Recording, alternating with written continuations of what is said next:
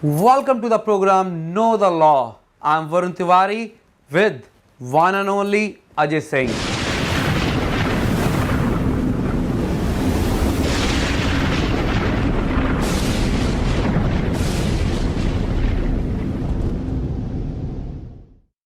Hi, I'm Ajay Singh from Redline Legal. I'm the principal solicitor.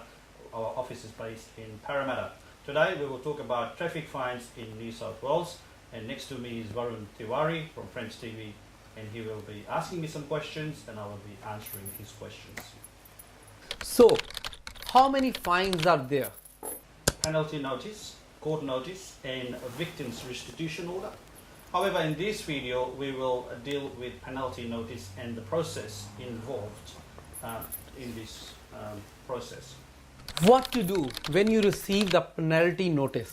In cases of red light camera or speeding offences, you will be issued with a penalty notice and you will receive this in mail. It provides you 21 days to pay the fine. If you don't deal with that within 21 days, you will receive a penalty reminder notice. With this notice, you will be given a further 28 days to pay. So all up, you will have about 7 weeks to deal with it. Now, if you fail to deal with the penalty reminder notice, you will be issued with unpaid fine notice, which now becomes an enforcement order. So, what should you do when we receive the notice? Well, firstly, if you agree, then you should pay it as soon as possible. In an event, if you disagree with the fine and think that there is a mistake, you need to challenge it before you have been issued with an enforcement order. And it is always a good idea to deal with these fines within the first 7 weeks of the notices, if possible. What if you receive an enforcement notice? When you receive an enforcement notice, you also incur additional cost, which gets added to your fines. Now, generally, there is a fee to it.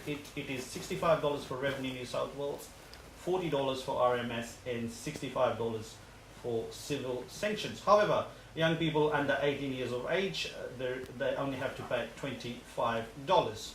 What is an impact of unpaid fines? It means that your license gets suspended, which means you can no longer drive. And if this is the case, you shouldn't be driving, because if you are caught driving during the suspension period, this will result in secondary offending, and police will issue you another ticket for driving while suspended. Now, so all of a sudden, you now have to deal with 2 fines instead of 1.